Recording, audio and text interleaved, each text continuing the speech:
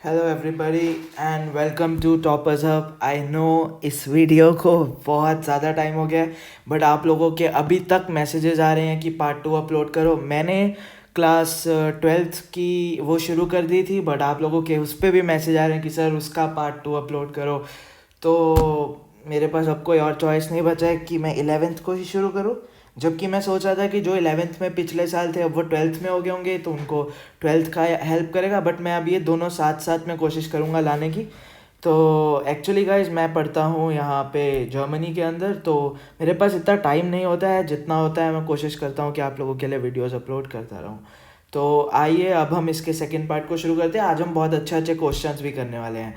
सबसे पहले मैं पिछली वीडियो तक का कर दूं, तो मैंने लास्ट वीडियो में ऑर्डर ऑफ मैग्नीट्यूड तक की बात की थी, और मैंने आपको बताया था कि ऑर्डर ऑफ मैग्नीट्यूड को लिखने का सिर्फ एक छोटू सा तरीका है कि हम कैसे रिप्रेजेंट करते हैं जो एन की वैल्यू हो 0.5 से 5 में हो। Let's say 8।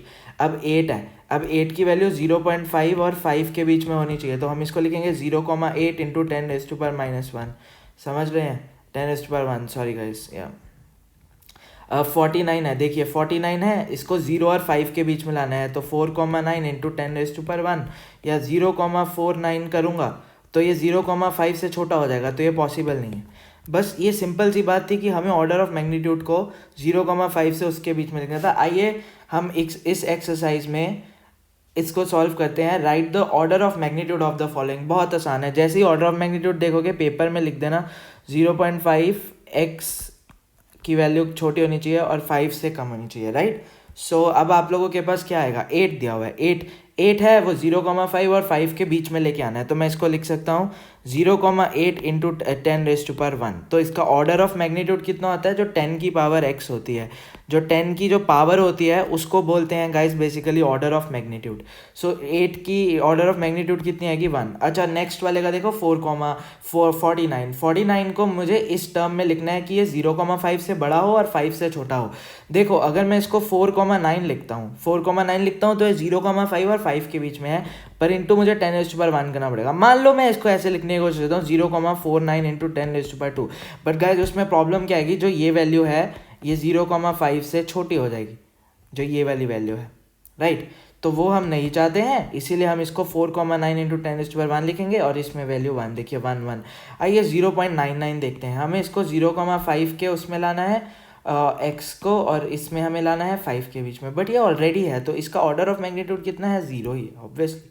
देखिए 0,05 है, 0.05 है। अब हमें इसको 0,5 में लाना है, तो ये हो जाएगा 0.5 इंटू 10⁻1। तो इसका -1 पर हो सकता है, -1 भी हो सकता है और 5 इंटू 10⁻2 भी हो सकता है। तो जैसे बुक में इन्होंने -2 लिख रखा है, तो वो भी दोनों सेटिस्फाई हो रहा है, आप खुद देख सकते हैं।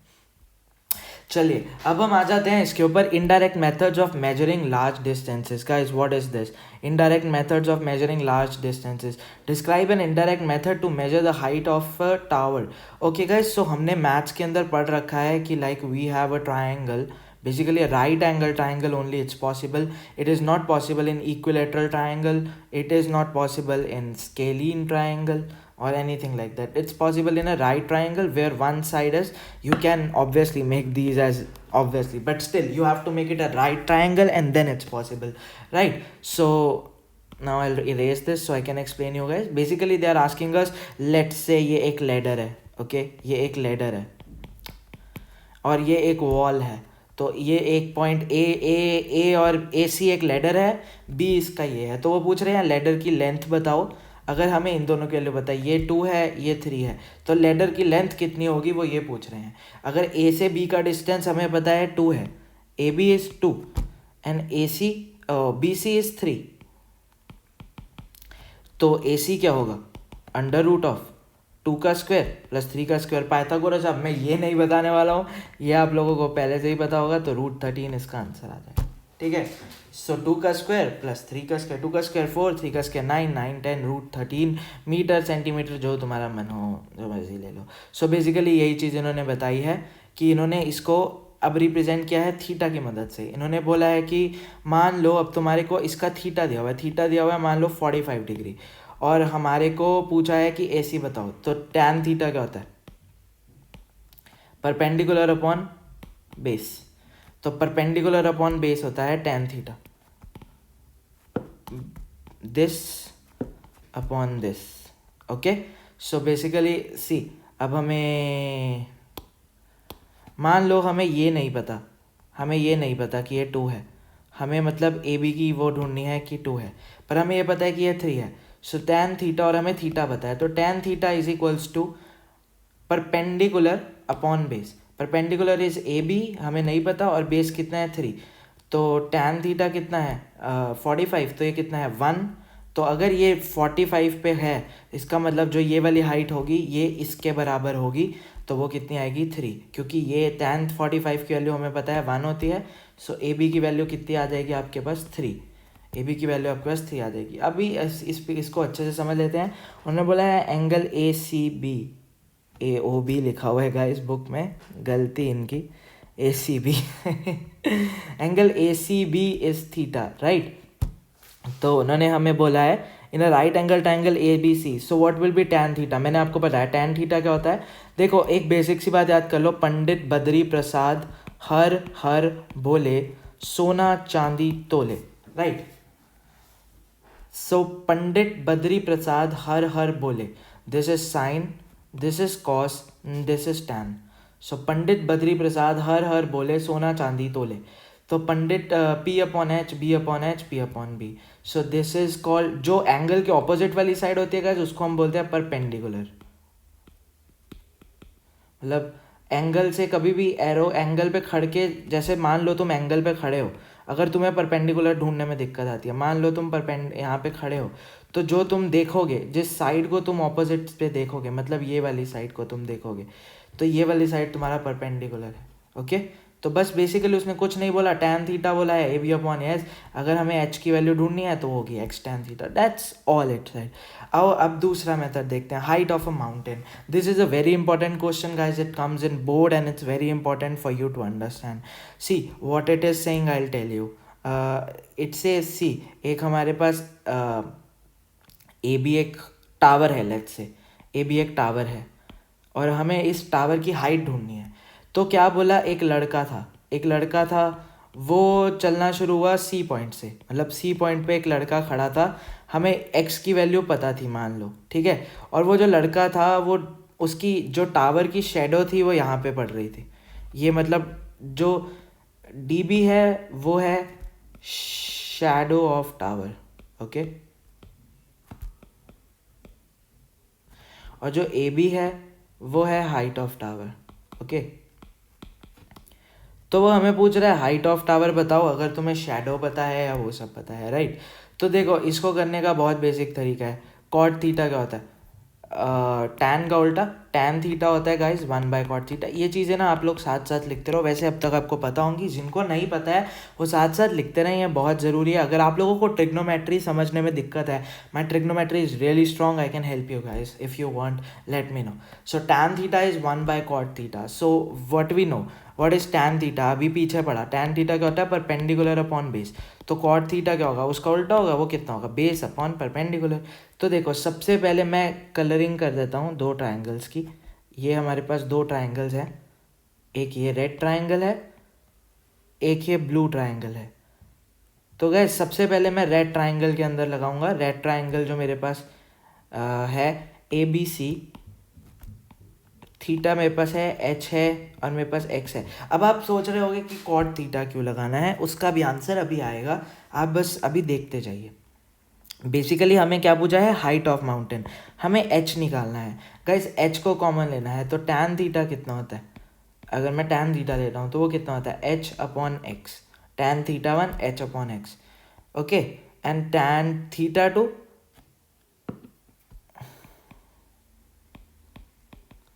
H upon D plus X, right.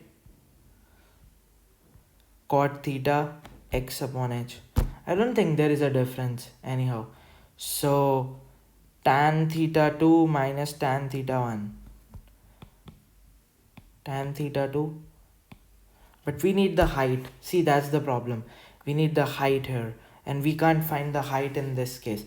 Because it's d plus x upon h. Right? So what we will do is, we will write here cot only. See, I'll show you why the reason it will come soon. Wait. So cot theta 1 or even tan theta 1 should work. I don't think there should be a problem, guys. No, there should not be a problem. Don't worry, we'll do with tan theta. Your answer will not be wrong. Tan theta 1 is equals to h upon x. Tan theta 2 is equals to h upon d plus x.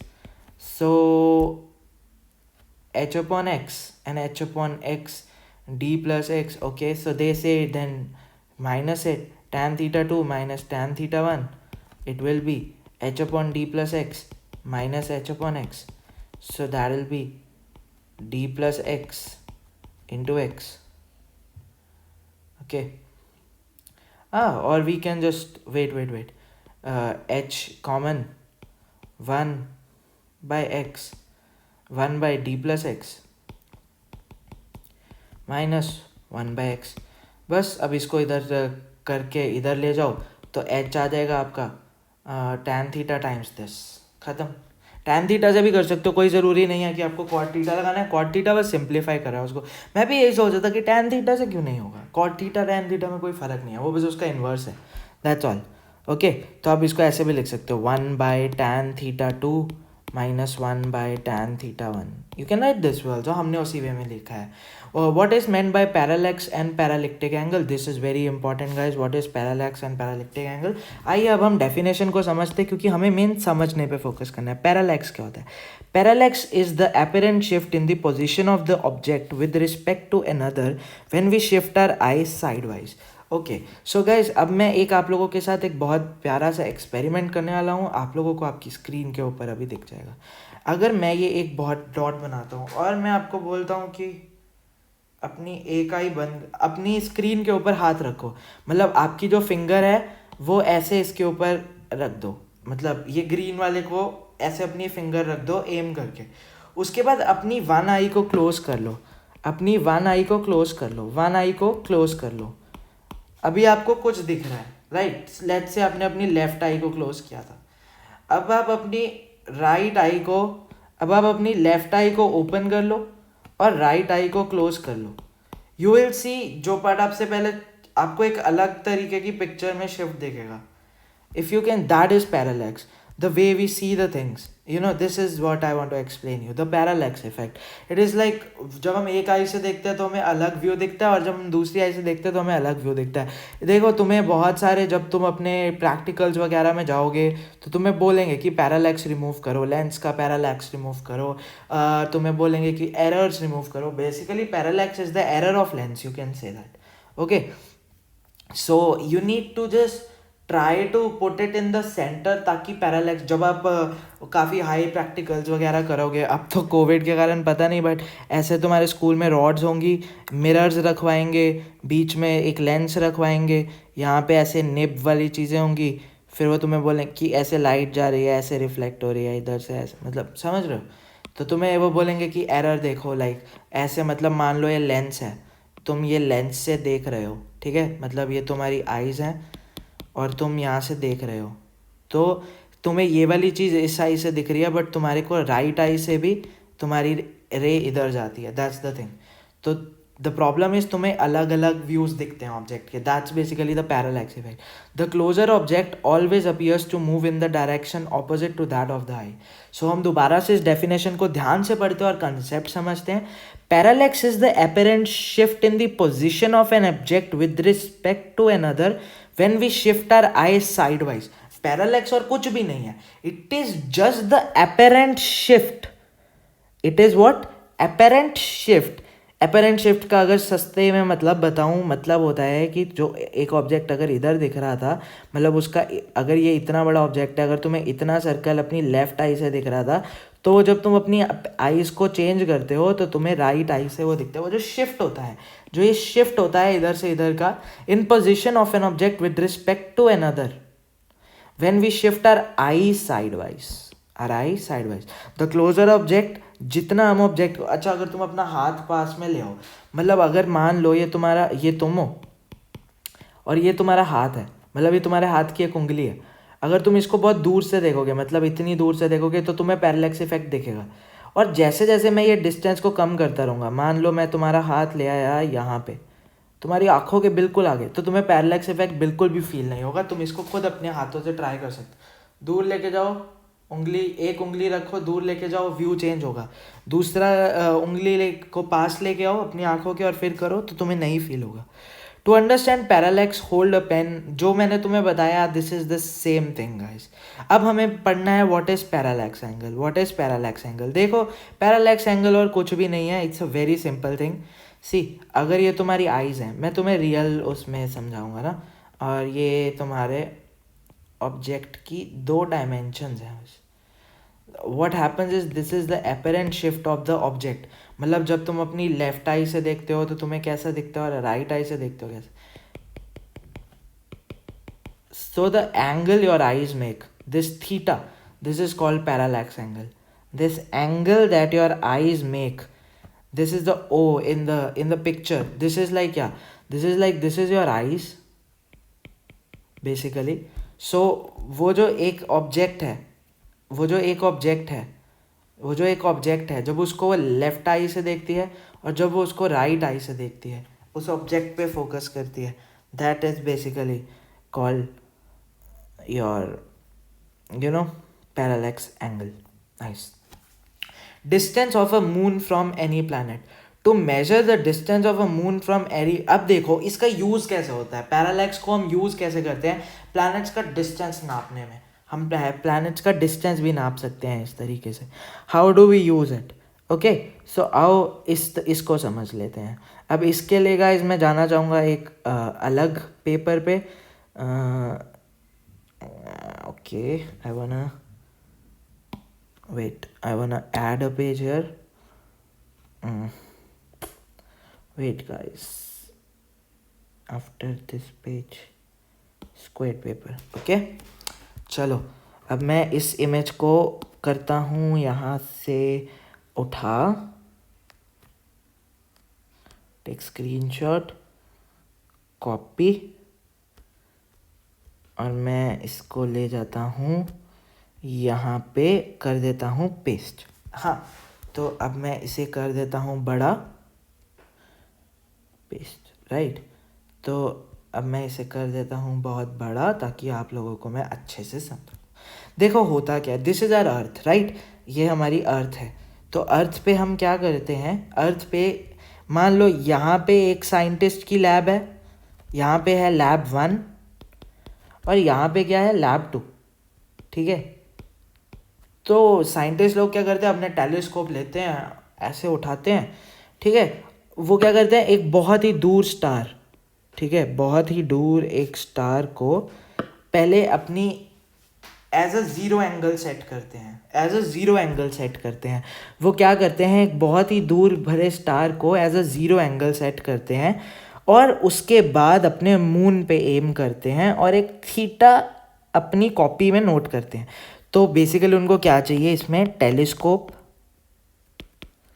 और एक copy, ताकि वो क्या कर सकें, theta को या phi को नोट कर सकें। तो क्या करते हैं, वो स्टार की मदद लेते हैं, डिस्टेंट स्टार्स की मदद लेते हैं, क्योंकि गाइस देखो जो स्टार्स होते हैं वो हमेशा स्टेबल रहते हैं। क्यों स्टेबल रहते हैं? क्योंकि वो हमसे बहुत दूर हैं। इवन अगर वो मूवमेंट कर रहे हैं लाखों किलोमीटर के अराउंड, क्योंकि हम उनसे करोड़ों लाइट ईयर्स दूर हैं या मिलियंस ऑफ लाइट ईयर्स दूर हैं, तो हमें उनकी पोजीशन एग्जैक्टली वैसी ही दिखती है, ठीक है। तो वो बहुत ही डिस्टेंट स्टार को एम करते हैं, तभी इसको एस, मान लो हम इसको नाम देते हैं अल्फा सेंटाउरी, ओके। और इसको हम नाम दे देते हैं UV scouty, okay, UV scouty, not UV, UV scouty, okay. तो देखो दो स्टार्स हमने ले लिए, तो क्या ये असलियत के स्टार्स हैं गाइस? ठीक है। तो एक लैब 1 एक लैब 2, दोनों लैब के साइंटिस्ट ना एक दूसरे से कनेक्टेड है पूरे अर्थ पे, ठीक है। तो वो क्या करते हैं, लैब 1 वाला क्या करता है, एक स्टार लेता है, लैब 2 वाला क्या करता है, एक स्टार लेता है। पहले वो उस पे एम करते हैं और ज़ीरो एंगल लाइन सेट करते हैं, फिर वो क्या करते हैं, अपने टेलीस्कोप्स को टर्न करते हैं और मून पे एम करते हैं, दोनों सेम टाइम पे। तो उनके पास एक थीटा आ जाता है गाइस, और वो जो थीटा है, क्योंकि जो जेड लॉ हमें पता है मैथ्स के अंदर, तो उसके थ्रू जो ये थीटा है, पैरेलल लाइंस जब होती हैं तो जो ये वाले एंगल्स होते हैं तो वो इक्वल हो जाते हैं। ये बहुत ही आपने अपने 10th क्लास में पढ़ा होगा। जेड ऐसे जब जैसे जेड लाइंस होती हैं तो अगर ये थीटा है तो ये भी थीटा है, पर कंडीशन ये है कि ये जो दो लाइंस हैं आपस में पैरेलल होनी चाहिए। कंडीशन ये होती है। ऑब्वियसली वो पैरेलल हैं, तो दो स्टार्स की मदद से क्या किया उन्होंने, ऐसे करके पहले एक ज़ीरो एंगल लाइन बना ली कि मतलब इसको रेफरेंस मान के, दोनों स्टार्स को रेफरेंस मान के मून पे एम करते हैं, मून पे दोनों एक पर्टिकुलर डॉट पे, फिर उसके थ्रू वो डिस्टेंस करते हैं। So the distance between the earth is like this. आओ वापस बुक पे चलते हैं। सो सी बेसिकली जो डिस्टेंस है वो क्या, ये देखो। अब एक और चीज़ बताता हूँ। ये सर्कल है, राइट, ये सर्कल है। अभी तुम्हें ये सर्कल कितना लग रहा है, ऐसे गोल है, राइट। अब मैं इसको और छोटा करता हूँ और जूम करता हूँ। रुको, एक चीज़ बताता हूँ। अगर ये एक मेरे पास सर्कल है, राइट, अगर मैं इस सर्कल को ऐसे देखूँ तो ये अभी भी इतना कर्व दिख रहा है, पर अगर मैं इसमें और जूम करके इसको और छोटा कर दूँ तो ये एक तरीके से एक सीधी लाइन बन जाएगी, एक सीधी लाइन बनने लग जाएगी। तो बी को यहाँ पे हम एक सीधी लाइन मानते हैं, क्योंकि जो ये पॉइंट्स हैं आपस से इतना, अर्थ इतना बड़ा है, अर्थ इतना बड़ा ऑब्जेक्ट है कि जब हम एक सर्कल का इतना, देखो इतना बड़ा पार्ट लेंगे, अगर मैं इतू सा पार्ट लूँ तो ये एक सीधी लाइन नहीं लग रही है, तो हम बी को एक सीधी लाइन मानते हैं और कुछ नहीं, हो गया। देखो ख़त्म, क्वेश्चन ख़त्म। बी अर्थ का जितना वो एरिया, लैब 1 से लैब 2 का डिस्टेंस ऑब्वियसली हमें पता है, ठीक है। अभी हमने क्या किया था, दो स्टार्स को रेफरेंस मान के थीटा भी निकाल लिया था, तो थीटा 1 थीटा 2 हमने निकाल लिया था। और हमें दोनों लैब में, मतलब दोनों लैब के बंदे दोस्त थे एक दूसरे से, तो उनको थीटा 1 प्लस थीटा 2 का सम भी पता चल गया था। तो अब हमें क्या निकालना था, डिस्टेंस निकालना था। जो अर्थ और सन के बीच का डिस्टेंस है that is S, this one. ये अगर मून है तो ये डिस्टेंस एस है, तो थीटा कितना होगा, length of arc upon radius. So B अगर आर्क है तो अगर ये पूरा थीटा है, थीटा, तो theta is equals to length of arc upon radius. देखो अगर मैं इसको पूरा ऐसे बनाऊँ तो एक सर्कल बन जाएगा, राइट। सो थीटा नहीं, सर्कल, ये वाला सर्कल नहीं बनेगा। ये देखो ये एक सर्कल बन रहा है ना basically. So this circle, right, so what we have, this is the theta on the circle. So what we have, theta is equals to length of arc upon radius is s, और ऐसे करके हमें moon का distance पता चल जाता है। सो आई hope you understood कैसे हमें मून तक का डिस्टेंस पता है। और ऐसे ही हम बहुत सारे स्टार्स का भी निकाल सकते हैं। कैसे, हम फिर से दो और दूर स्टार्स को सपोज करेंगे, फिर एन पे एम करेंगे, सेम चीज़ करेंगे, सेम। पर अब इस केस में जो हमारा रेफरेंस है वो इतना बड़ा हो जाता है। रेफरेंस इसमें गाइस पता है क्या है, ये सन है गाइस। और सबसे पहले हम अर्थ को एक साइड, एक साल पे मतलब मान लो ये जून का टाइम है और ये उससे 6 महीने के बाद मतलब दिसंबर का टाइम है मान लेते हैं, या जनवरी का टाइम है। तो ये जून की अर्थ है, ये दिसंबर की अर्थ है। सबसे पहले साइंटिस्ट क्या करता है, एक स्टार लेता है, उसको रेफरेंस मानता है, उसके बाद एन पे एम करता है। फिर जब दिसंबर का महीना आता है वो फिर से उसी स्टार को वो लेता है, क्योंकि स्टार तो इतना दूर है। अच्छा मून मान लो, मून, अब तुम्हें इंडिया में भी मून सेम दिखता है, मुझे जर्मनी में भी मून सेम दिखता है, चाहे मैं दिसंबर में देखो चाहे, तो वो स्टार तो वहीं पे रहेगा ना, बस हमारी जगह बदल रही है। मतलब तुम समझ रहे हो, हमारी जगह बदल रही है, पर जो स्टार है वो तो वही रहेगा। अब मून तो वहीं पे है, मून तो नहीं है हट गया वहां से। मतलब जैसे तुम कहीं भी अर्थ पे चले जाओ मून तो वहीं पे रहेगा ना, दैट्स द थिंग। ऐसे करके तुम और बड़े बड़े नए नए स्टार्स का मेथड भी पैरेलैक्स मेथड के थ्रू ढूंढ सकते हो। आई होप तुम्हें समझ आया होगा। द इनवर्स स्क्वायर लॉ, ओ ये बहुत ज़रूरी है, हम इसे भी पढ़ लेते हैं। क्यों, briefly describe a method for determination of distance of far away star, it is called intensity method. This is a aspect, I don't think it is important guys, leave it. No, it won't come. Okay, so okay, this is important.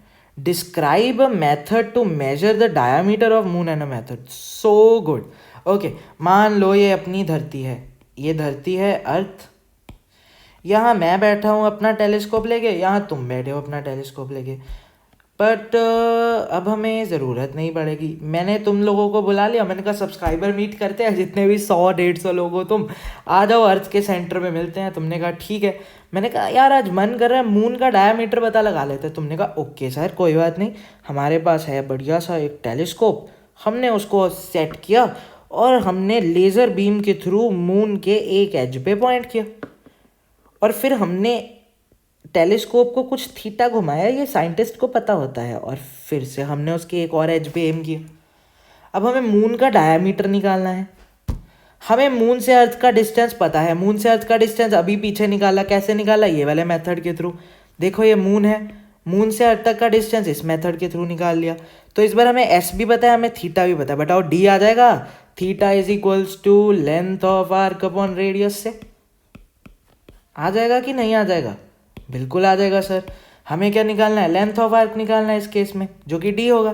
तो D हम निकालेंगे और उससे हमारा diameter आ जाएगा। देखो वही किया है, थीटा आर्क बाय रेडियस, बात खत्म। Okay, this is also a very amazing concept guys. मैं आपको बताता हूँ। अच्छा, ये है सन, ठीक है, ये है अपना वीनस, ठीक है, और ये है हमारी अर्थ।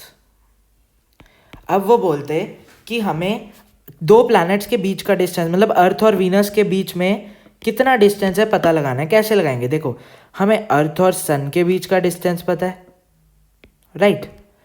हमें अर्थ और वीनस के बीच का डिस्टेंस नहीं पता, पर हमें वीनस और सन के बीच का भी डिस्टेंस पता है, ठीक है, वही वाले मेथड से। कैसे? देखो, वीनस का डिस्टेंस हमने कैसे निकाला। अब तुम ये सोचो कि हमने वीनस से सन का डिस्टेंस कैसे निकाला, जैसे हमने अर्थ से सन का डिस्टेंस निकाला।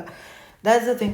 उसी तरीके से जैसे हमने वीनस को एज अ ऑब्जेक्ट माना, फिर हमने देखा कि अगर हम सन को एज अ सपोजिटरी स्टार मानेंगे तो अर्थ से वीनस तक का डिस्टेंस हमने निकाल लिया उस तरीके से, राइट। और उसके बाद बस अब हमें आंसर निकालना है, वो तुम्हें पता है, और हमें थीटा भी पता है। थीटा पता है हमें। थीटा कैसे पता है? पहले हमने सन पे एम किया, फिर हमने वीनस पे एम किया, तो हमें थीटा भी पता चल गया। तो हम इस तरीके से डिस्टेंस निकाल लेते हैं, बात खत्म। Laser method. Okay, describe the reflection method for measuring the distance of the moon. सबसे पहला मेथड है laser method. The word laser stands for light amplification by stimulated emission of radiation. तो गाइस ये लेजर की full form है। अगर तुमसे कल को कोई पूछे लेजर की फुल फॉर्म क्या है, तो light amplification by stimulation emission of radiation, light amplification by stimulation emission of radiation. Okay, laser is a source of very intense highly monochromatic of one way. Monochromatic का मतलब क्या होता है? Monochromatic का मतलब होता है एक वेवलेंथ। मतलब देखो कई लाइट्स ऐसे जलती हैं, ठीक है। जो मोनोक्रोमैटिक लाइट होती है वो ऐसे जलती है। This is dichromatic and this is monochromatic. Also it is coherent. It is also coherent. Coherent का मतलब होता है कि देखो मान लो ए पॉइंट और बी पॉइंट से दो लाइट्स चली, अगर वो सेम टाइम पे, मतलब इस टाइम पे मैं अगर इनकी वेवलेंथ चेक करूँ सेम, इस टाइम पे इनकी वेवलेंथ चेक करूँ तो सेम, अगर वो सेम होता है तो इसका मतलब वो जो लाइट है वो कोहेरेंट है। तो मान लो लेज़र बीम होती है। अच्छा, मान लो ये मैं खड़ा हूँ, मैं कहा मम्मा पापा मुझे लेज़र ले दो, उन्होंने मुझे ले दी। मैं रात को गया अपनी ये मेरा घर है, मैं गया अपनी बालकनी पे खड़ा, यहाँ मून था, मैं ठिश लेज़र मारी, ठीक है, पर लेज़र को मेरे पास वापस भी तो आना पड़ेगा, है ना। तो ये तो 2D डिस्टेंस कवर करेगी लेज़र तो 2D डिस्टेंस कवर करेगी। मुझे तो मून तक का डिस्टेंस, मैंने कहा मून का डिस्टेंस नापते हैं, पर लेज़र तो 2D डिस्टेंस कवर करेगी। तो देखो मुझे क्या पता है, लेज़र जो होती है वो सी से ट्रैवल करती है। सी होता है स्पीड ऑफ लाइट, जो लेज़र होती है वो स्पीड ऑफ लाइट से ट्रैवल करती है। तो मैंने क्या किया, मैंने लेज़र छोड़ी तो स्पीड, और मैंने एक स्टॉप वॉच ले ली, मैंने कहा टाइम नोट कर लूँगा। तो speed is equals to distance upon time, right. तो क्या हुआ, स्पीड कितनी है? स्पीड ऑफ लाइट टाइम कितना है मैंने स्टॉप वॉच से देख लिया, ठीक है, कितना टाइम लगा जब वहाँ पे जाके मून पे बजी, ठीक है। अब देखो जो आपने रे फेंकी वो मून से टकरा के आप तक वापस आएगी तो वो डबल डिस्टेंस कवर करेगी, मतलब वो 2D डिस्टेंस कवर करेगी आपको। देखो हमारे देखने का प्रिंसिपल क्या है, हमें कब दिखता है, जब वो लाइट वापस से हमारी आँख में आके बजेगी तभी हमें दिखता है। तो अपनी आँखों के एरर को ख़त्म करने के लिए, अपनी आँखों के एरर को ख़त्म करने के लिए, उस एरर को ख़त्म करने के लिए हमने 2D लिया, तो C×T/2, तो ये ओरिजिनल डिस्टेंस होगा DT2C, समझे। चलो ओने, आई होप आप समझ गए होंगे। ये रहा आपका फॉर्मूला, और C की वैल्यू भी दे रखी है 3×10⁸ मीटर पर सेकेंड, मतलब हर सेकेंड में 3×10⁸ मीटर कवर करती है ये लाइट की, मतलब एक लाइट की वो particle. Briefly describe reflection for estimating the distance of nearby planet from Earth. Radar method. The word radar stands for, देखो ये फिर से, radio detection and ranging, radio detection and ranging. Laser का क्या था, light amplification by stimulation emission of radiation, okay. Sonar का भी तुम्हें पता है नीचे जाके ऊपर आता है, फिर से वही 2D वाला सेम पुराने वाला केस हो गया, बस इसमें C की जगह V आ जाएगा, बात ख़त्म। और इसमें भी सेम ही चीज़, सेम कंसेप्ट, दो बार, मतलब आने जाने के डिस्टेंस को हम 2D बस हमें लेना है इस केस में, बात ख़त्म। क्योंकि हमें अकेले D की वैल्यू चाहिए, हमें 2D की वैल्यू नहीं चाहिए, बात ख़त्म। आओ कुछ इंपॉर्टेंट फॉर्मूलाज को पढ़ लेते हैं और थोड़ा सा अपने आप को रिफ्रेश करते हैं जितना भी अभी तक हमने पढ़ा। फॉर्मूला यूज, रिफ्लेक्शन और इको। रिफ्लेक्शन और इको में देखो लाइट जाके आएगी, मतलब तुम्हें बस पता चल गया speed is equals to distance upon time. हमें क्या ढूंढना है, हमेशा distance, V×T is equals to S। ये फॉर्मूला याद कर लो। उसके बाद देखो तुम्हें डिस्टेंस ढूंढना है, मतलब डिस्टेंस 2 बार हुआ होगा तो 2S है, तो V×T/2 is equals to S। हमेशा ये वाला फॉर्मूला लगा करेगा। हाइट अभी हमने निकाली, H is equals to X tan theta, cot theta tan theta लो, तुम्हारी मर्जी, तुमने खुद ही देख लिया। आंसर मुझे नहीं पता, मेरा तो सही आ रहा था उससे भी, ठीक है। बाकी हम सम करके देख लेंगे, शायद कोई गलती हो। पैरालैक्स मेथड भी मैंने तुम्हें बता दिया, theta is equals to basis upon parallactic angle, okay. ये सब वही सारी चीज़ें हैं जो हमने पढ़ी from Kepler's law. Kepler's law guys आप पढ़ोगे ग्रेविटेशन के अंदर, वो भी आएगा चैप्टर। कैपलर्स लॉ क्या कहता है कि जो डिस्टेंस होता है, ए इज द डिस्टेंस, डिस्टेंस का क्यूब, ए का क्यूब इनवर्स होता है टाइम पीरियड के स्क्वायर के। डिस्टेंस का क्यूब इनवर्स होता है टाइम पीरियड के स्क्वायर के। देखो तभी ये बना, टाइम पीरियड का स्क्वायर ऐसे बोलो होता है डिस्टेंस के क्यूब के। सो T1 का square is equals to 1/A1 का क्यूब, T2 का square is equals to 1/A2 का क्यूब। अगर दो दिए हुए हैं तो T1 हमें क्या यहाँ पे है, T2 का स्क्वायर अपॉन T1 का square is equals to 1/A2 का क्यूब अपॉन 1/A1 का क्यूब। तो ये A1 का क्यूब ऊपर चला जाएगा और देखो तुम्हारे पास पुराने वाली चीज़ आ जाएगी, ठीक है ना। A2 का cube it is, oh sorry guys, मेरी गलती है, sorry. It is directly proportional, A का cube is directly proportional to T का स्क्वायर, सॉरी मेरी गलती है, I am very sorry, should be. मैं भी सोच रहा हूँ कुछ तो गलती हुई है, डायरेक्टली प्रोपोर्शनल है guys, directly proportional, okay. Calculate the angle of 1 degree 1 what is this all, ये तो हमने बात ही नहीं करी। अब आप सोच रहे होगे अरे करवाऊंगा, टेंशन मत लो, करवा रहा हूँ। आओ सबसे इंपॉर्टेंट पार्ट पे आते हैं। देखो जो तुम आज तक पढ़ते आए हो डिग्री, लाइक 60 डिग्री 90 डिग्री, देखो बेसिकली वो मैथमेटिकल फॉर्म है, बट फिजिक्स के अंदर ये जो डिग्रीज हैं तुम इसको एज रेडियंस में भी देख सकते हो।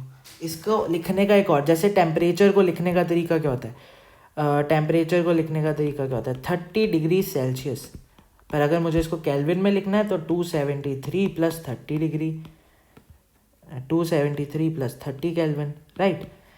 ऐसे डिग्री को लिखने का एक तरीका होता है, इसको हम बोलते हैं रेडियंस में। और जब भी तुम ये वाले क्वेश्चन सॉल्व करोगे, theta is equals to length of arc upon radius, तुम इसके अंदर थीटा हमेशा, ये अकेला थीटा तुम इसमें ऐसे नहीं लिख सकते 60 degree is equals to 2 metre upon radius मान लो 2 मीटर, 60 डिग्री 1, ऐसे नहीं कर सकते, तुम समझ रहे हो, ये पॉसिबल नहीं है, डिग्री इक्वल नहीं होगा। तो तुम्हें थीटा को, मतलब जब तुम डिग्री को 1 2 3 की फॉर्म में लिखते हो, उसको हम रेडियंस बोलते हैं बेसिकली, इतनी सी बात है। अब एक फॉर्मूला याद कर लो, 2 पाई रेडियंस, मतलब 2 pi radians is equals to 360 degree. So pi radians कितना हो गया, ये तुमने मैथ्स में भी देखा होगा ना, तुम 360 डिग्री को लिखते हो 2 पाई, 180 डिग्री को क्या लिखते हो पाई, 90 डिग्री को क्या लिखते हो पाई/2, राइट। तो पाई रेडियंस कितने हो गए 180 डिग्री, और 1 रेडियन कितना हो गया, ये बहुत ज़रूरी है गाइस, 180 अपॉन पाई। 1 रेडियन कितना है 180 अपॉन पाई। बात खत्म, आओ शुरू करें। और जितने भी फिर ये डैश डैश आते रहेंगे, इसके अंदर तुमने बस 1/60 करते रहना, बात खत्म। Calculate the angle of A 1 degree. अच्छा, वो क्या कह रहा है 1 डिग्री को रेडियन में लिखो, तो मैंने क्या लिखा था 2 pi radian is equals to 360 degree, right. तो 1 डिग्री कितना होएगा 2 पाई/ 360 रेडियन, है ना भाई, बात खत्म। तो 1 डिग्री कितना होगा 2 पाई/ 360 रेडियन, इतना रेडियन, ओके। अब उसने क्या बोला है बी पार्ट, 1 मिनट, 1 मिनट। अब देखो, जब तुमने उसको 1 डिग्री कितना होता है 60 मिनट्स होते हैं, this is also a thing to learn. 1 degree कितना होता है 60 मिनट्स, ठीक है। तो 1 मिनट होता है आपका 60 मिनट्स। तो हमें क्या निकालना है इसके अंदर 1 minute arc of minute of arc और आर्क मिनट। अच्छा, हमें 1 आर्क मिनट निकालना है, तो 1 आर्क मिनट कितना होगा, बस इस वैल्यू को 60 से मल्टीप्लाई कर दो, बात खत्म। तो ये तुम्हारे पास आंसर आ जाएगा, तुम करके देख लो, ओके। अब इसको तुमने फिर से 60 से मल्टीप्लाई कर देना है। रुको हम करके देख लेते हैं, मैं भी अपने फ़ोन में करके देख लेता हूँ। 1.745 multiplied by 60, okay. So yeah, 2 pi/ 360 radiance, okay. हम इसका एक टेबल बना लेते हैं, फिर तुम्हें आसानी होगी। जैसे ये वाला याद कर लिया, देखो 1 degree is equals to 60 minutes, ठीक है। 1 minute is equals to 60 seconds, ये हमें पता है ना। इसको हम बोलते हैं साइंस में, फिजिक्स में मिनट्स। ये मिनट घड़ी वाला मिनट नहीं है, ये कोई और मिनट है, ये डिग्री से भी छोटी टर्म है। मतलब मान लो अगर तुम इसको कहते हो 1 डिग्री, तो 1 मिनट होएगा, इसका भी 60th पार्ट, इसका भी 60th पार्ट होगा तुम्हारा 1 मिनट। अब 1 सेकेंड क्या होएगा, इसका भी 60th पार्ट, इसका भी 60th पार्ट, और वो जो पारसेक वगैरह हमने पीछे पढ़े थे, वो इससे भी छोटे छोटे छोटे। तो कुछ नहीं करना, 1 डिग्री की रेडियन में वैल्यू निकाल के बस उसको 60 से डिवाइड करना है, मल्टीप्लाई नहीं करना, डिवाइड करना है। देखो 1.745 को अगर मैं 60 से डिवाइड करता हूँ, तो मेरे पास आता है 0.0290, तभी वो हो गया। देखो 2.91 इंटू 10⁻⁴। अगर अब मुझे इसको सेकंड में कन्वर्ट करना है, देखो 1 मिनट कितना होता है 60 सेकंड, तो मैं 1 मिनट वाली वैल्यू को इसको मैं 60 से डिवाइड कर दूंगा, बात खत्म, आपका आंसर आ गया। आ जाओ नेक्स्ट क्वेश्चन करते हैं। The shadow of a tower standing at the level of plane is found to be 50 metre longer than the sun's altitude is 30 degree and when it's 60। देखो हमने इसकी अभी वैल्यू करी थी h निकालने की, h is equals to d upon cot theta 2 minus cot theta 1, right. ये हमने अभी देखो पीछे वैल्यू करी थी, बस डाल दो, बात खत्म। कॉट थीटा 2, देखो tan 30 की वैल्यू कितनी होती है 1/√3, मतलब इसमें इसकी वैल्यू कितनी होगी √3, क्योंकि कॉट की है, कॉट 30 की वैल्यू, बात खत्म। बस देखो ऐसे ही उसने भी वैल्यू डाली √3, ठीक है, थीटा 2 हमेशा बड़े वाला होगा। एंड tan 60 की वैल्यू कितनी होती है, √3, तो cot 60 की वैल्यू उसकी उल्टी हो जाएगी, 1/√3, √3 माइनस 1/√3। बस ऐसे कर दो। डी तुम्हें उसने दे रखा है, डी कितना उसने दे रखा है 50 मीटर, बात खत्म। देखो ऐसे आंसर्स आ जाएंगे। एनसीईआरटी के क्वेश्चन ढूंढ रहा हूँ मैं मेन तो, क्योंकि वो ज़्यादा जरूरी। The angular diameter of the sun is 190 seconds. The angular diameter of the sun is 190 seconds. The distance of sun from earth is this much. What is the linear diameter of the sun? याद करो मैंने तुम्हें diameter वाला question करवाया था। Diameter मतलब हमें B निकालना है। अभी हमारे को थीटा पता है, थीटा उसने बोल दिया 1920 सेकेंड्स है, और हमारे को उसने डिस्टेंस भी दे रखा है, हमें एस भी पता है, हमें थीटा भी पता है, हमें बस बी निकालना है।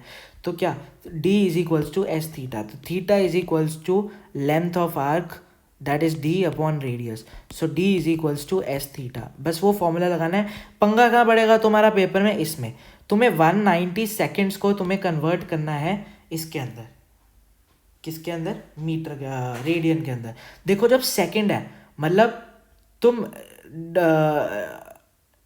रेडियन से तुम गए मिनट में, मिनट से गए सेकंड में, मतलब 1/60 इंटू 1/60। तो मतलब अगर मैं 1920 को, अगर मैं 1920 को 3600 से डिवाइड कर दूं, 1920 डिवाइडेड बाय 3600, नहीं 1920 multiply by 3600, no, 1 minute, what is the problem है। सॉरी गाइज, मेरा भी ना थोड़ा सा दिमाग आज ख़राब है, आई एम सो सॉरी। सो सी, हमने क्या पढ़ा था, आ जाओ बेसिक्स पे आते हैं। मैंने भी क्योंकि रट्टा नहीं लगाया, मैं तुम लोगों के साथ ही कर रहा हूँ, राइट। सो 2π रेडियन हमने कितना किया था, कितना होता है 2π रेडियन, कितना होता है 360 डिग्री। तो 1 डिग्री कितना होएगा, 2π/360 रेडियन। अब 1 डिग्री कितना होता है 60 मिनट्स, तो ये कितना होगा 2π/360 इंटू 1/60, ठीक है, इंटू 1/60। क्यों, हाँ तो ये होगा 1 सेकेंड की कन्वर्जन, 2π/360 इंटू 1/60 इंटू 1/60। और 1920 मिनट्स है, तो 1920 मिनट्स इंटू 1/60 इंटू 2π/360 इंटू 1/60। मेरे हिसाब से ये होना चाहिए, और तुम्हारा आंसर आ जाएगा रेडियंस के अंदर, समझ रहे हो। आओ, मैं अभी तो ऐसे नहीं छोड़ूंगा, क्योंकि मुझे भी चेक करना है कि ये सही है या नहीं। मुझे 1 मिनट दो, मैं अपना कैलकुलेटर निकालता हूँ, क्योंकि ये थोड़ी बड़ी कैलकुलेशन है और बिना कैलकुलेटर के नहीं होगी, क्योंकि मुझे आंसर को चेक करना है। मेन ज़रूरी ये है, अगर हमारा आंसर गलत आ रहा है तो हमें चेक करना है कि हम गलती कहाँ कर रहे हैं, है ना। पेपर में तुम भी ये लोग गलती कर सकते हो, मेरे से सीख लो अगर मेरी गलती होगी तो। 1920 into 1/3600 into 2 into divide 2 alpha, नहीं, शिफ्ट बाय 2π/360, ठीक है। ये हमारा आंसर नहीं आ रहा है, इसका मतलब मैंने कुछ गलती करी है, मुझे फिर से चेक करना पड़ेगा। रुक जाओ, ओके, कोई बात नहीं, आ जाएगा। मुझे एक चीज़ बस देखने दो। 190 सेकेंड्स दे रखा है यहाँ पे, 190 सेकेंड्स। तो देखो हमने पिछले क्वेश्चन में कैसे कन्वर्ट किया था, 4.85 इंटू 10⁻⁻6, 4.85। ओके, आंसर मेरा सही आ रहा है, इट इज 190 इंटू 4। ओ यार, okay, I didn't see this, मैं उसको ध्यान ही नहीं दे रहा हूँ। तो आंसर तो कब का सही आ रहा है, 1920 इंटू 4.85। हाँ गाइस, यही आ रहा है मेरा आंसर, 0.932। यस यस, अभी मैंने बोला है yup we got the answer. मैंने देखा ही नहीं कि वो मतलब उन्होंने अभी सिंप्लीफाइड फॉर्म में लिखा हुआ है।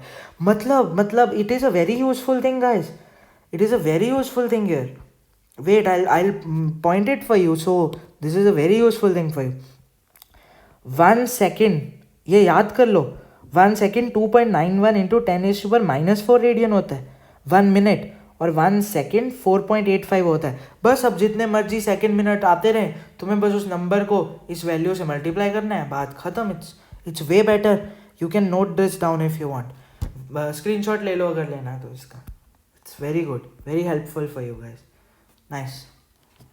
मैं सोचूं गलत क्यों आ रहा है, this is the only method I learn. So या पर चलो आई एम हैप्पी कि आ गया। Oh this is a very important thing, it comes in your paper. सो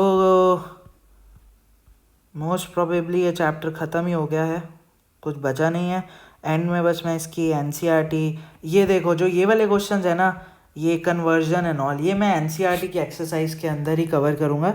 तो इसके बाद जो अगली वीडियो आएगी, वो होगी NCERT ऑफ दिस चैप्टर। मैं साथ साथ में NCERT के सॉल्यूशंस भी अपलोड करूँगा, so you guys will love it कि मैं पूरी NCERT आप लोगों के आगे सॉल्व करूँगा। ऐसे क्वेश्चंस ऊपर लिख के ले आऊँगा और एक एक क्वेश्चन को आपके आगे सॉल्व करूँगा और आपको समझाऊँगा। Describe a method of measuring the molecular size of oleic acid. Oleic acid और ओएलिक, हम ओएलिक बोलते थे, बट हम जर्मनी में इसको ओलाइक बोलेंगे, क्योंकि मैं इंडिया छोड़े हुए मुझे बहुत टाइम हो गया, इसलिए मेरे को बहुत प्रॉब्लम होती है इंग्लिश पढ़ने में। I study in German, that's why.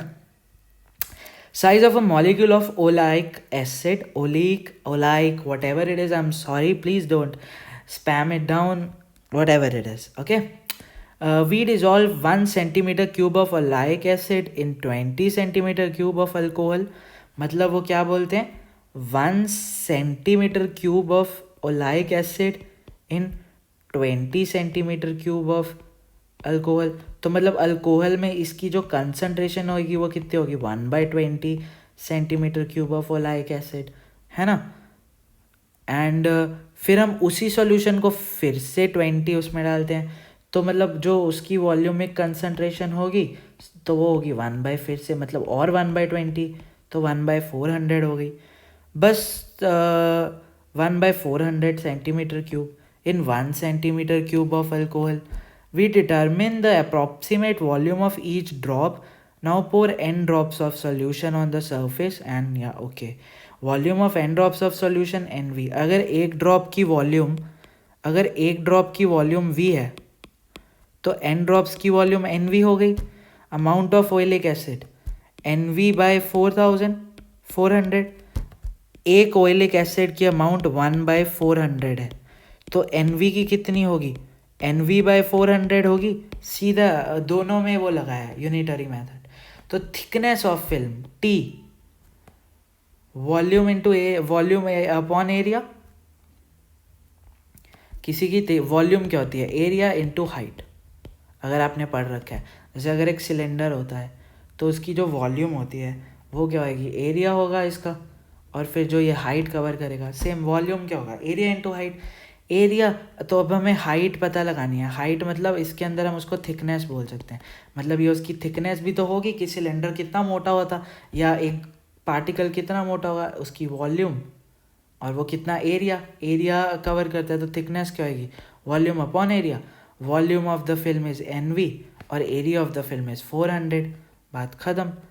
The value of T is find out to be 10⁻⁻, order of मतलब x टाइम्स मैं अभी ना y times 10⁻⁻⁹। This is the thing, okay. Radius of proton के ये ऑर्डर्स लिखे हैं 10⁻⁻15, 14, 10 and -8, okay। This is very important. Wavelength of light, you can read this if you want, I'll leave it here, you can read this. It is not necessary only for people who write JEE, it's important, otherwise you won't get it. Volume of sphere 4/3 pi r cube, ये आपने अपने मोल concept में पढ़ रखा है, 22.4 liver. Avogadro number भी आपको पता है कितना होता है। आर्मस्ट्रॉन्ग होता है 10⁻⁻10 एंड 1 लीटर होता है 10⁻³ metre cube, okay. the radius of muonic hydrogen atom is this. What is the total atomic volume in the 1 mole of such? Oh, very good question. Okay, so यही वाला method use कर सकते हैं अगर हम इसमें चाहेंगे तो. See, the number of the radius of muonic hydrogen, मतलब म्यूऑन से बना हुआ हाइड्रोजन. ये you don't need to understand this, just understand it like a hydrogen, you don't need to worry about it. Okay, so उसका radius दे रखा है. Volume आ जाएगी, क्योंकि जो हम एटम को हम स्फेरिकल शेप में मानते हैं, तो वॉल्यूम आ जाएगी 4/3 पाई आर क्यूब से वॉल्यूम आ गई. What is the total atomic volume in metre cube of such? 1 mole में इतना होता है, तो एन. यार ये मैं अब क्या ही पढ़ाऊँ तुम लोगों को इसमें. A drop. ओके, अगर ये एस्टिमेट द मॉलिकुलर साइज मतलब इसमें वही थिकनेस वाला फॉर्मूला लगेगा. साइज आ गया ना, मतलब उसकी थिकनेस कितनी है. थिकनेस क्या है? Volume upon area. वॉल्यूम तुम्हारे को पता है 4/3 पाई आर क्यूब होती है. एरिया कितना होगा उसका? पाई आर स्क्वायर, क्योंकि ये हम सरफे लाइक अगर तुम एक स्फेयर को देखोगे तो वो ऐसे का होता है, राइट. मतलब अगर तुम एक स्फेयर को ऐसे देखोगे तो जो उसका एरिया होगा ये वाला होगा पाई आर स्क्वायर, और वॉल्यूम कितनी होगी ये सारी. ठीक है ना, बात ख़त्म. चलो, आई don't think this is also gonna come guys, don't worry. This is not coming. This is important. Distinguish between inertial mass and gravitational mass. Inertial mass, the mass of the एक बहुत अच्छा, बहुत ही important, comes in CBSE, seen so many times, comes in board. Difference between mass and weight. तुम कहोगे नहीं same होता है, बिल्कुल सेम नहीं होता है. सी, पढ़ लो अभी. Mass is the measure of inertia, weight is the measure of gravity. See, these are two different things. Now if you want to understand this, I'll tell you. See, you know, according to Einstein's theory, there's a space-time continuum, right? So if I keep a planet here, it is gonna deprive, it is gonna bring a depression to the space and time curve, and this is what you explain as gravity, the depression in the space and time curve. So the weight of the body is basically the depression of the face and time, क्योंकि उसने कितना उसको depress किया. Mass is the measure of inertia. मतलब एक body का मास मान लो 10 ton है, मतलब उसके ऊपर 10 टन जितनी फोर्स लगानी पड़ेगी अगर हमें उसको मूव करना है. That's the difference. Mass is a scalar quantity, weight is a vector quantity. देखो वेट ये नीचे की डायरेक्शन में जा रहा है तो डायरेक्शन हो गई, कितना नीचे गया उसका कोई मैग्नीट्यूड भी होगा तो मैग्नीट्यूड भी हो गया, तो इसीलिए वो एक वेक्टर क्वांटिटी है. लेकिन मास इज अ स्केलर क्वांटिटी. अब 10 किलो, अब मैं क्या बोलूँ 10 किलो लेफ्ट में 10 किलो राइट में, नहीं बोल ही नहीं सकते. Mass is a constant quantity. Mass can not change, mass is constant. 10 kilo है 10 किलो रहेगा. Weight can change place. Like आपका वेट अर्थ पे है 10 किलो, तो मून पे कम होगा क्योंकि मून पे एटमॉस्फेयर नहीं है, ग्रेविटी कम है तो कम होगा. सी, डिप्रेशन कम है मून का. स्पेस एंड टाइम कर्वेचर में मून का जो डिप्रेशन है वो अर्थ के डिप्रेशन से कम है, इसीलिए आपका जो वेट है वो मून के. और दैट मीन्स डिप्रेशन का मतलब क्या हुआ? ग्रेविटी. यहाँ पे ज़्यादा ग्रेविटी है, G 10 टाइम्स है. यहाँ पे G कितना है? मेरे हिसाब से कम है, 1/6 ऑफ अर्थ होता है, right. It cannot be zero for a body. Weight of the body is zero at the center of earth. Why? क्योंकि जो नेट फोर्स इस बॉडी के ऊपर लगेंगी वो कितनी हो जाएंगी? ज़ीरो हो जाएंगी. Also weight of the body in the vacuum और in the space shuttle, like the person, he is not basically flying, that person is experiencing weightlessness. वो नीचे गिर रहा होता है बट उसको सेंट्रीपिटल फोर्सेस बाहर को धक्का दे रही होती. ठीक है. So T square is directly proportional to M. That is the formula you can get from here. Briefly explain the inertial mass, but this is also not gonna come, just I wanted to share with you. Okay, chalo, inertial mass. The mass of the body which determines its inertia in translatory motion is called inertial mass. तो body का मास जो, अब mass of the body जो determine करता है उसकी inertia को, मतलब जो नॉर्मल मास जिसको आप बोल सकते हो, it is defined by Newton second law of motion, F is equals to ma. This is inertial mass. मतलब इनर्शिया का कंसेप्ट समझते हो ना? जब तक मैं बॉडी को छूऊंगा नहीं तब तक वो बॉडी रेस्ट पे रहेगी, अपनी स्टेट ऑफ इनर्शिया उसकी क्या है, रेस्ट। अगर मैंने बॉडी को धक्का मारा तो बॉडी तब तक नहीं रुकेगी अगर मैं उसको वापस से रोकूंगा नहीं, या कोई फ्रिक्शन फोर्स नहीं लगेगी उसमें। अब देखो मैं बताता हूँ, जैसे तुमने करोड़ों बार सुना होगा, बस से गिर रहे हो, तुम्हारे जो पैर होते हैं, तुम्हारी बॉडी तो नीचे गिर जाती है पर जो तुम्हारे पैर होते हैं वो भी मोशन में होते हैं, तो बस में कहते हैं कि वो पकड़ के रखो हैंडल, वरना ब्रेक लगती है तो तुम्हारे पैर तो वहीं पे रह जाते हैं, पर जो तुम्हारी बॉडी होती है वो इनर्शिया के कारण आगे चलती रहती है। That's the thing. सी ना, पैर जो होते हैं बंदे के, मूविंग बॉडी है ये, जो पैर हैं वो मूव कर रहे हैं, पर जो अपर बॉडी है वो मूव नहीं कर रही है, वो तो बस पैरों के साथ चल रही है। मान लो ब्रेक लगाया, पैर कांटेक्ट में थे, रुक गए, पर ऊपर वाली बॉडी को थोड़ा पता चला वो इनर्शिया की स्टेट में है, इनर्शिया की स्टेट में तो मूव करती रहेगी, ऐसे जर्क पड़ेगा। This is called jerk. Jerk क्यों होता है? Jerk is due to inertia concept. Jerk is the fold, और यू कैन से फोल्ग को अब इंग्लिश में क्या बोलते हैं, it's sorry, my English is screwed. It's like a following, like it follows with it. It's a consequence of it. Yeah, consequence. F is equals to GMM. ये सब आप आगे बढ़ोगे, अभी इसकी ज़रूरत नहीं है. So I guess this is the end of the explanatory part. But ये सब अभी पढ़ा है कि ये डायमेंशंस को कैसे करते हैं, कैसे सॉर्ट करते हैं, वो हमारा इस चैप्टर का लास्ट पार्ट जो कि होगा थर्ड पार्ट, उसके अंदर आएगा। मैं देख लेता हूँ कोई थ्योरी तो बची नहीं बची है, आई डोंट थिंक सो। अब हम डायरेक्ट इसकी NCERT को सॉल्व कर सकते हैं। We don't need this. I will directly come to NCERT and I will explain you all of these with basics, like in super simple basic languages. Okay, I don't know यार, मुझे तुम please लिखना कि CBSE के अंदर ये वाले chapter को काउंट किया जा रहा है कि नहीं, बट अगर किया जा रहा है, ये एरर क्योंकि बहुत ज़रूरी है, एरर तो करवाना ही पड़ेगा क्योंकि आगे के चैप्टर्स में भी बहुत इंपॉर्टेंट है। तो हाँ, इस वीडियो का एक पार्ट बनेगा, उसमें मैं NCERT के क्वेश्चन उठाऊंगा, जितने भी ये बैक एक्सरसाइज में NCERT लिख रखे हैं उनको उठाऊंगा और तुम्हें सॉल्व करवा दूंगा। जैसे एग्जांपल दे देता हूँ एक, ये देखो ये वाला क्वेश्चन है ना, तो ताकि तुम्हारा CBSE सही रहे, ठीक है। तो यार इस वीडियो को शेयर करना। वो वीडियो के अंदर एक दो चीज़ें जो थी, they are like I am learning with you guys, so but I hope you guys understand what the concepts are, right. So बहुत आप लोगों के बोलने के बाद मैंने फाइनली अब सेकंड पार्ट बना दिया है।